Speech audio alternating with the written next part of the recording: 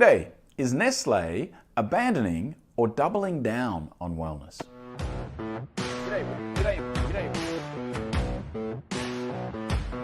So Nestle recently announced that they've got a transaction in place for about $10 billion for their skin health division.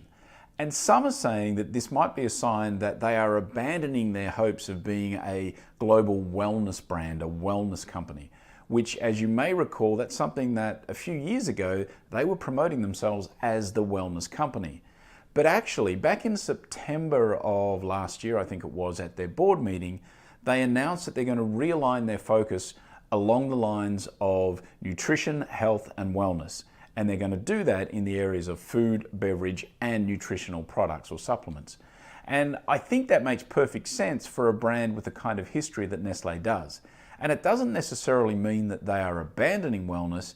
In many ways, I think it means they're doubling down. I mean, you could argue that these products under the skin health division, they had things like Dysport, which has got the botulinum toxin and these things in it.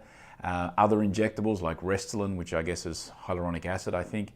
But you could argue that whilst those things might make people feel good, they're not necessarily always going to be healthy for you.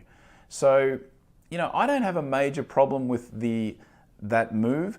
I do think that Nestle, probably more than any other company, or as much as any other company, do have an opportunity to become a global wellness brand, but they have to take it seriously.